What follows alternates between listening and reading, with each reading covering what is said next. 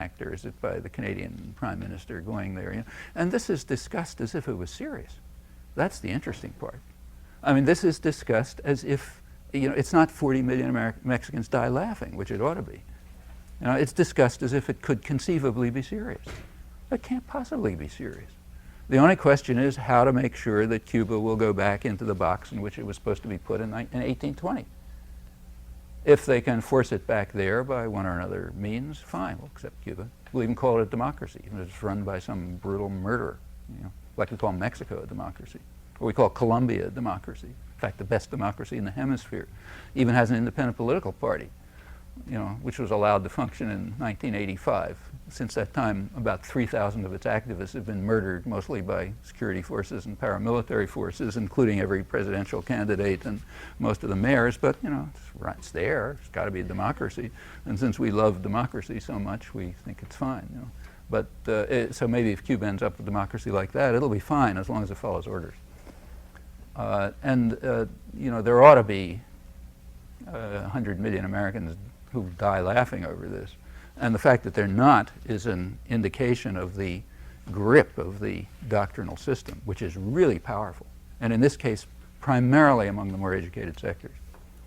You know, I mean, if they don't know these things, it's a conscious decision not to know. It takes work not to know these things. Like, you don't have to, you know, really explore. Given the battle for the minds of the masses and the fact that it's critical to mobilize those masses to achieve any rights for workers, do you see any solutions short of revolution? Sure. I mean, the solutions that have worked all through history. I mean, how did workers' rights get established more or less in the 1930s? Revolution. There was no revolution. I mean, there was a threat. There was certainly a threat. Like when, you know, when working people took over General Motors. Yeah, that's no joke. People got scared. Yeah, okay.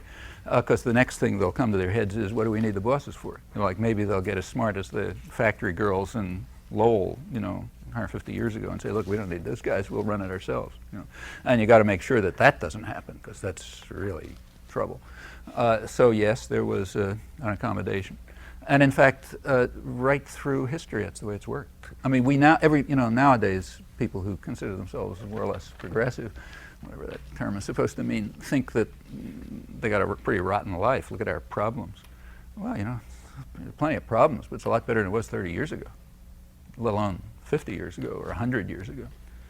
So like nowadays, you're worried about how to defend protect some kind of medical system. Worrying about that 30 years ago, there wasn't any. You know? Or take, say, women's rights. Okay, plenty of problems about women's rights, like, you know, the way affirmative action is being used to attack people. It wasn't a problem 30 years ago. There was no rights. You know, or take, you know, issue after issue. It's just things are over time. You know, the struggles take off from a higher level than before. So, like you think it looks bad for labor now? Have a look at the 1920s. You know, the fall of the House of Labor in a most undemocratic America, when workers could do nothing more than try to pursue individual survival strategies. And remember, that was the period of mass industrialization, you know, establishment of the automobile industry. It's like not a rural country. Well, what you do is try to keep making things better. Is it a revolution or not? That's kind of like a question of definition. I mean, if it's possible, I mean, I think myself, I agree with those mill hands in Massachusetts that the people who work in the mills ought to own them, generalized. Well, all right, if there's steps toward that happening, I guess you could call it a revolution, but I don't see why it shouldn't just happen.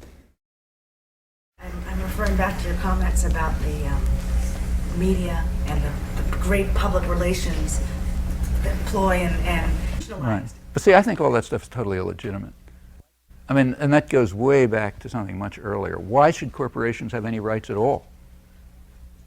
Okay. I mean, that's not like it's not in the Constitution. You know, corporate rights are the result. It's not even by legislation. I mean, corporate rights were achieved mostly through courts and lawyers, and pretty recently. You know, the main decisions are early in this century. Like, it's not founded, you know, it's not graven in stone or anything like that. Actually, there's pretty good literature on this if you're interested. The best book is by a Harvard professor that I know, A guy named Morton Horowitz, who's at the law school, has a couple of books called Transformation of American Law. One of them, I think, goes up till like 1860, and the other from maybe 1860 to 1960. But the main theme of the book, of these two big volumes, I mean, it's interesting reading. You know, it sounds kind of dense and so on, but you find it interesting reading. The main theme is how the legal system was reshaped to accommodate to the needs of private power. Okay, all the way through, that's been the main theme of the legal system, how to modify it so that illegitimate tyrannical authority is given more and more power, undermining democratic principles. That's basically, he doesn't say it in those words, but that's what it comes down to. And the big step, you know, the major step probably, was the transfer of rights to private tyrannies, which is what corporations are, early in this century. And as he points out, he doesn't go into it much, but I think he's right. This developed out of ideas, kind of Hegelian ideas about the rights of organic entities over individuals, which are also at the roots of Bolshevism and fascism.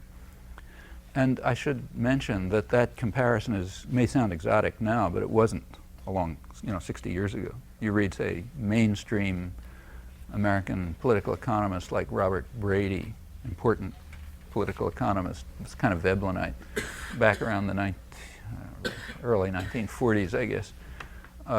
He wrote books about, you know, big business's system of power, things like that, in which he points out, yeah, these things are basically totalitarian in structure, you know, which they are. So where'd they get their rights? Well, through courts and lawyers, by playing one state against one another. Incidentally, that's something worth thinking about when you listen to this devolution business now. The point of getting power down to the states is so that any business, even a middle-sized business, can make sure that the money goes into their pockets, not in the pockets of poor people. It's trickier to do it at the federal level. So that's why you get all this new philosophy about, you know, federalism and so on. Not that federalism would be bad, but, you know, not when you got private tyrannies around. This establishment of private corporate power is a dramatic example of that. Back, I forget exactly what year, but like early in this century, maybe around 1905 or something, the state of New Jersey figured it could make a killing by getting the big corporations to move from New York, where they always were, over to New Jersey, simply by giving them a lot of gifts. You know, it's kind of like when Alabama gets investment from Germany. Sort of the taxpayers pay for it, but, you know, somebody makes a killing. And that's exactly what they did. So New Jersey gave corporations all sorts of, you know, gifts, essentially, to move across the river. And that's why you have so many things called, you know, Standard Oil of New Jersey and that sort of thing. Yeah, because they moved across the river so they could be incorporated there. And it's a lot cheaper for the big power because the taxpayers of New Jersey paid them. Delaware was another case. Well, of course, New York had to accommodate, you know, because everybody's moving across the river. That's the new federalism back at the early part of this century. So that's and by such a mechanism, public funds did end up in big, deep private pockets, and corporations gradually got rights that they, you know, that are, in my opinion, totally illegitimate. Those rights can be taken away very simply, without a revolution. In fact, every corporation has a state charter, and they're supposed to be there for some public good, you know. Well, like it was true maybe 200 years ago. Like 200 years ago, we could like establish a corporation that would like build a bridge across the Charles River or something. Okay, that's what a corporation was supposed to be. It's changed a bit over the years. By now, they are huge tyrannies. I mean, bigger than states, involved in all kind of strategic interactions with one another in violation of any conceivable market principle and so on and so forth.